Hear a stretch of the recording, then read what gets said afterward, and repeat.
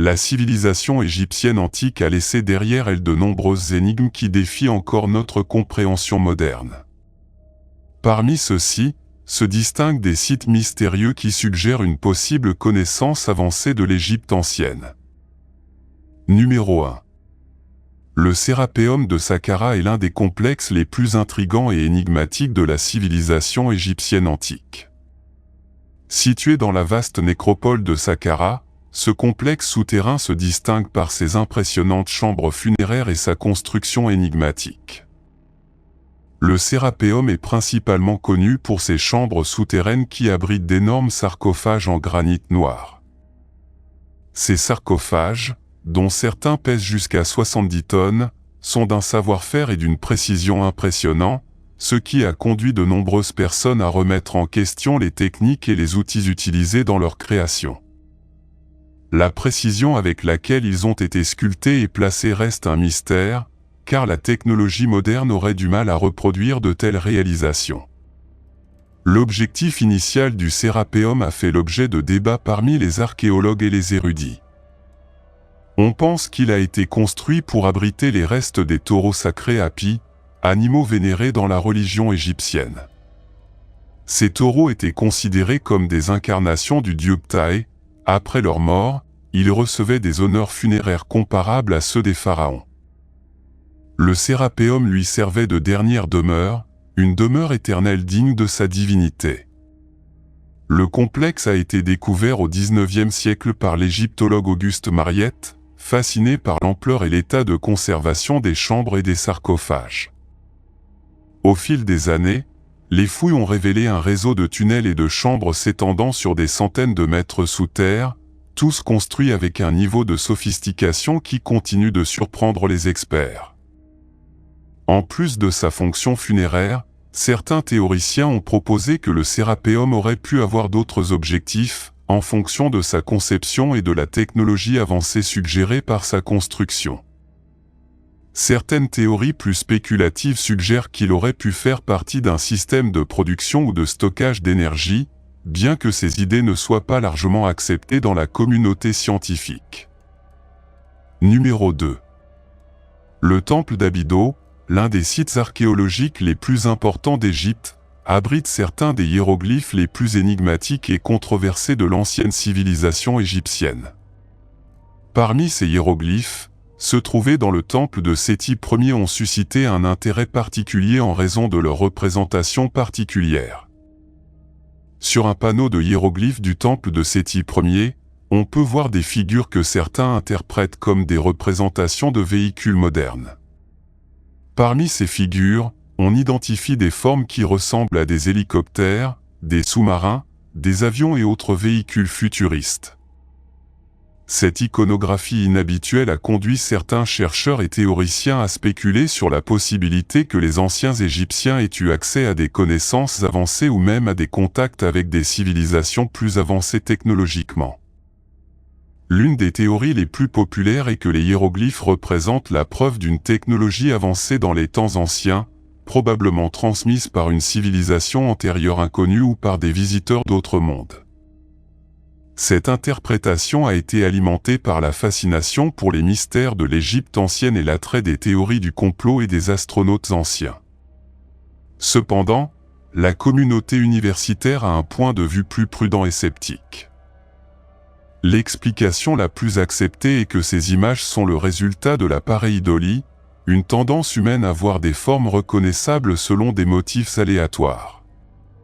Une autre explication plausible est que les hiéroglyphes seraient le résultat d'inscriptions superposées dues à des erreurs de restauration ou de réinterprétation au fil du temps.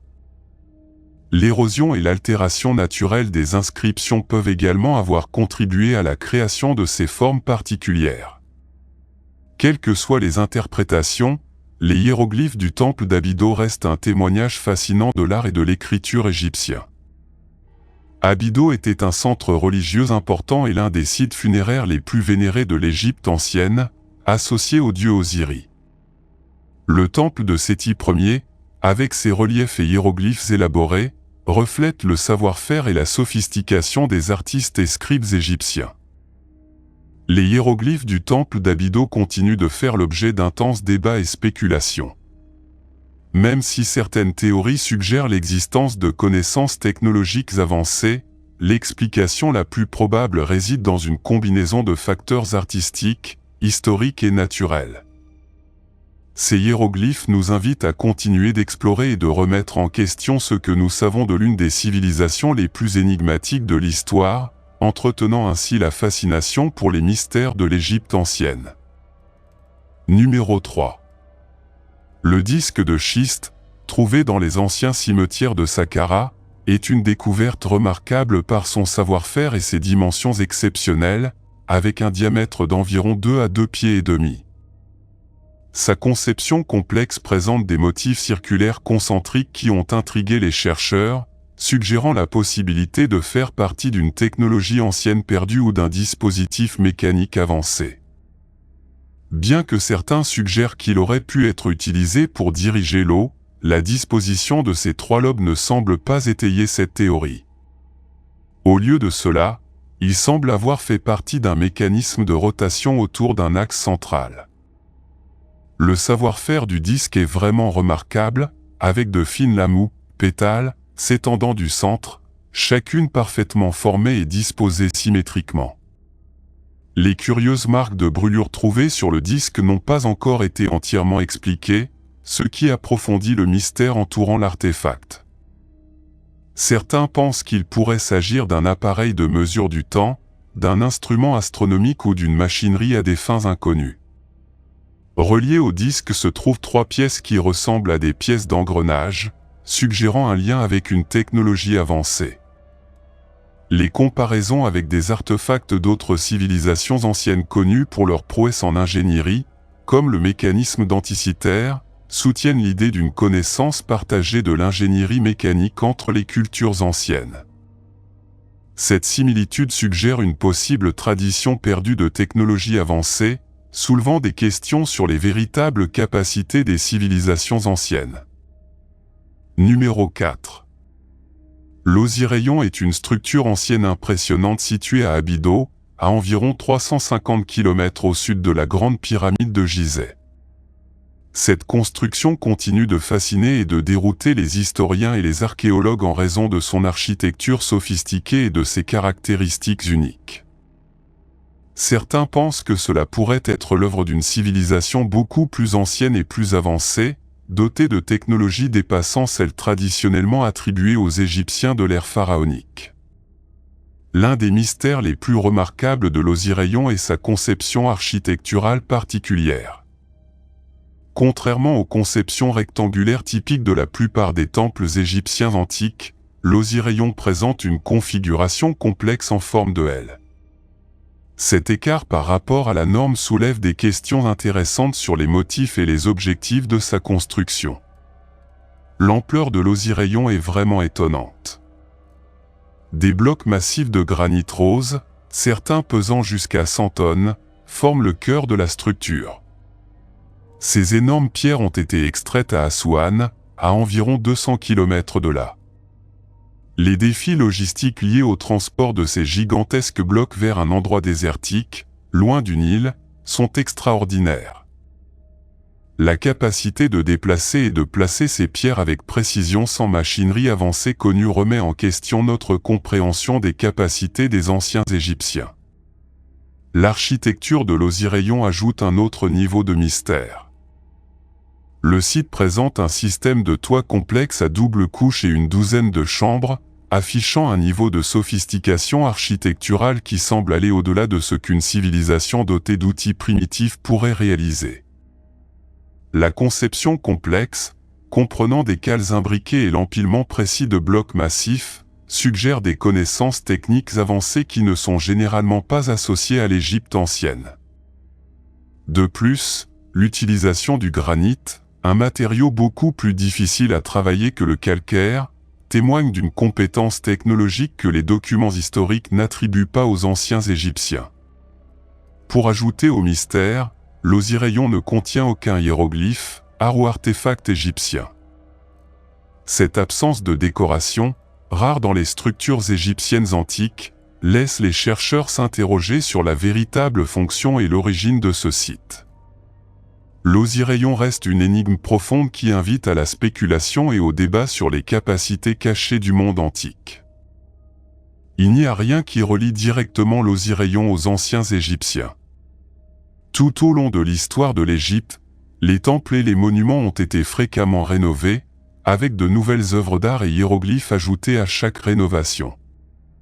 Cependant, l'Osirayon ne dispose pas de tels ajouts, ce qui en fait une anomalie unique. Sa conception souterraine est particulièrement inhabituelle pour l'architecture des temples égyptiens. Certains experts suggèrent que l'Osirayon pourrait être beaucoup plus ancien que les structures environnantes, peut-être antérieur aux couches de sable et de sol accumulées pendant des milliers d'années. Pour ajouter encore plus d'intrigue, il existe des modèles d'érosion hydrique dans l'enceinte calcaire entourant le site. Certains chercheurs affirment que ces modèles n'auraient pu se former que si la structure avait été construite avant la fin de la dernière période glaciaire, lorsque le climat de la région était nettement plus humide. Cette hypothèse suggère que l'Osirayon pourrait être un vestige d'une époque antérieure aux pharaons, faisant allusion à la possibilité d'une civilisation avancée qui existait dans l'Égypte ancienne. L'idée selon laquelle l'Osirayon pourrait être antérieur de plusieurs millénaires à d'autres monuments égyptiens antiques ajoute une fascinante couche de mystère à ce site énigmatique. Il remet en question notre compréhension de l'histoire et nous invite à reconsidérer ce que nous savons des origines de la civilisation égyptienne. L'un des aspects les plus intéressants de l'Osirayon est sa nature souterraine et la présence constante d'eau. Grâce à la technologie sismique moderne, les chercheurs ont découvert que la structure s'étendait au moins 15 mètres sous le niveau actuel du sol. Cela suggère que ce que nous voyons aujourd'hui n'est que le sommet d'une construction beaucoup plus vaste. Les tests sismiques ont également indiqué la présence de chambres creuses en profondeur, faisant allusion à des secrets cachés attendant d'être découverts. La perspective de ce qui se trouve dans ces chambres souterraines est passionnante. Cependant, les archéologues sont limités par l'eau qui remplit constamment ces profondeurs, rendant le drainage impossible.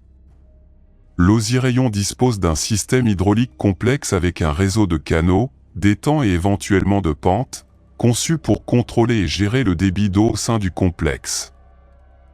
La précision de cette conception démontre une compréhension avancée de l'ingénierie hydraulique, notamment de la dynamique du débit d'eau et de la gestion de la pression. Numéro 5.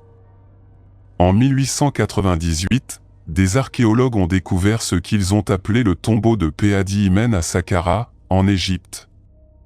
À l'intérieur de la tombe, ils trouvèrent une momie entourée de ses biens terrestres, soigneusement disposés sur une table voisine pour l'accompagner dans l'au-delà.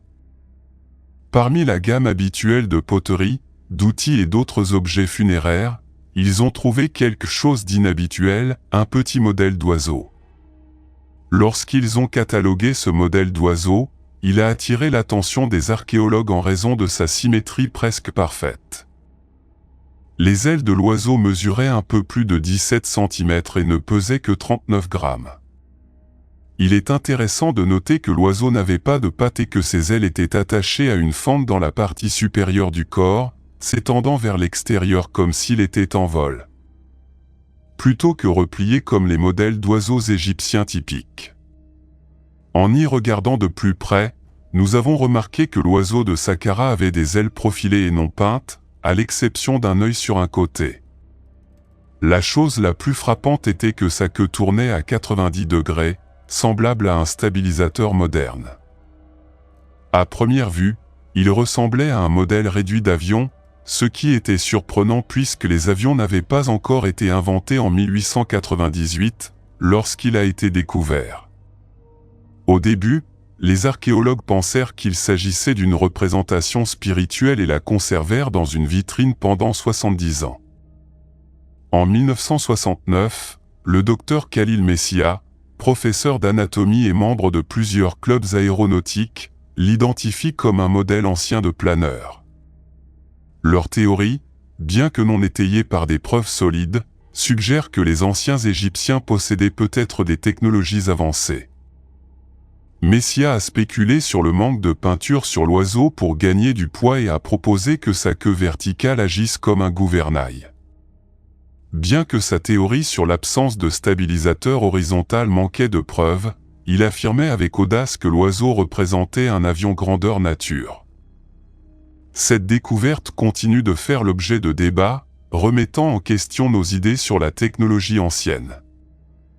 Numéro 6. Récemment, les archéologues ont soulevé de nombreuses questions. Si les pyramides sont des tombeaux, pourquoi n'y a-t-il pas de tombe à l'intérieur? Comment le Sphinx, situé au milieu d'un désert sec, présente-t-il une érosion causée par l'eau? D'où viennent les traces de navires antiques découvertes près de la pyramide de Khéops? Et, plus intriguant encore, comment les technologies modernes ont-elles influencé l'époque des pharaons? Ces questions nous amènent à réfléchir sur la nécessité de mieux connaître la civilisation égyptienne, car elle pourrait reformuler complètement l'histoire de l'humanité. Nous sommes désormais dans la vallée de Gizeh, une banlieue du Caire, à proximité des célèbres pyramides de Gizeh. La chaîne de télévision nationale Géographique a commencé à diffuser en direct l'opération passionnante visant à explorer un tunnel secret dans la Grande Pyramide, également connue sous le nom de pyramide de Khéops. L'entrée de ce tunnel a été découverte il y a 10 ans, mais à cette époque les chercheurs ne disposaient pas des techniques nécessaires pour l'explorer. La tâche a désormais été confiée à un robot développé par le scientifique allemand Rudolf Gantenbrink. Ce robot pénètre doucement dans le tunnel muni d'une caméra qui permet aux chercheurs d'observer ce qui se passe à l'intérieur. À l'époque, Zahi Hawass, président du Conseil suprême des antiquités égyptiennes, pensait que le tunnel mènerait au tombeau de Khéops ou à certains de ses mémoires, tandis que d'autres chercheurs pensaient y trouver des statues ou des trésors. Cependant, en arrivant au bout du tunnel, le robot n'a révélé qu'une extrémité difficile, décevant tout le monde. Cependant, on s'est vite rendu compte que ce n'était pas la vraie fin, c'était une autre porte au milieu du tunnel.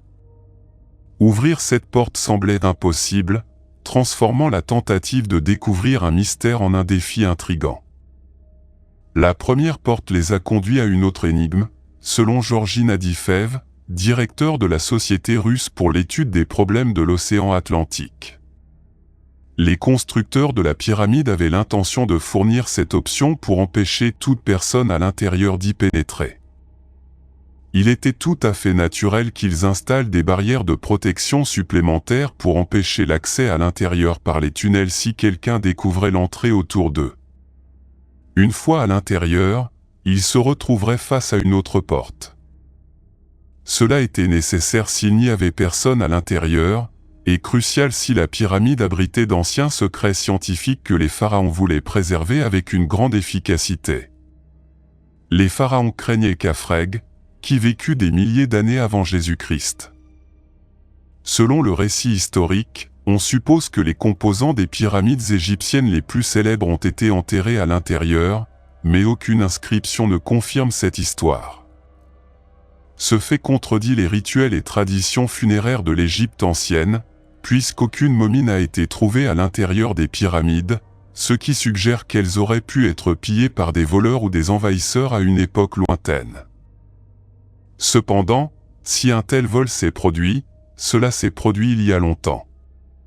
Au IXe siècle, le calife Al-Mamun, souverain du Caire, engagea des ouvriers pour percer le mur nord de la Grande Pyramide à la recherche de trésors ou d'antiquités égyptiennes. Les historiens arabes de l'époque croyaient que les pyramides détenaient d'importants secrets scientifiques, comme la manière de développer de nouveaux outils de travail, des armes en acier inoxydable, du verre qui pouvait être plié sans se briser, entre autres. Cependant, après avoir fait le trou, Al-Mamun n'a rien trouvé à l'intérieur, pas de trésors, pas de secrets scientifiques, pas même d'inscriptions utiles. La question cruciale est la suivante, y avait-il quelque chose à l'intérieur de la Grande Pyramide et, si oui, où est passé tout son contenu? Certains historiens suggèrent qu'elle a été volée des années après la mort de Khéops, bien que cela semble presque impossible, puisque la Grande Pyramide n'a pas été percée depuis cette époque jusqu'au raid d'Al-Mamin. Dans son livre « Empreinte digitale des dieux », le réalisateur et auteur Graham Hancock souligne des faits intéressants, notamment le fait que lorsqu'Al-Mamin a traversé la pyramide, il l'a trouvée complètement vide.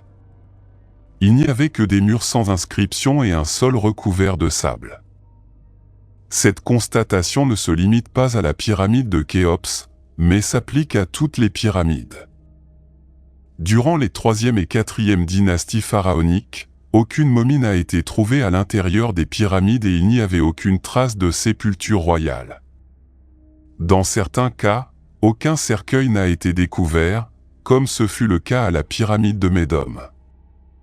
Cependant, dans la pyramide de Sakhnsekmekhe à Saqqara, à laquelle les scientifiques ont accédé en 1954, un cercueil a été découvert. Il est évident que personne n'y est parvenu depuis la construction de la pyramide. Bien que les manuels scolaires affirment que les pyramides sont des tombeaux de pharaons, il n'existe aucune source historique pour étayer cette hypothèse. Il est clair que la construction de ces pyramides n'était pas un effort consacré uniquement à l'enterrement d'un seul pharaon. De nombreuses actions ont été réalisées lors de sa construction et des techniques inconnues peuvent avoir été utilisées. Cette réalisation, sans aucun doute, ne se limite pas à être un mausolée, les scientifiques étudient cet aspect depuis près d'un siècle. Il est logique de remettre en question l'idée selon laquelle les pyramides ne seraient que de simples tombeaux. Nous devons découvrir le but de sa construction. L'archéologue russe Alexander Vornin commente que les scientifiques n'ont trouvé aucune tombe ni squelette humain à l'intérieur des pyramides, ce qui en fait un mystère déconcertant. Il existe une hypothèse qui suggère qu'ils auraient pu fonctionner comme d'anciens temples ou écoles, où les individus entraient, passaient une période de leur vie et repartaient avec des connaissances acquises.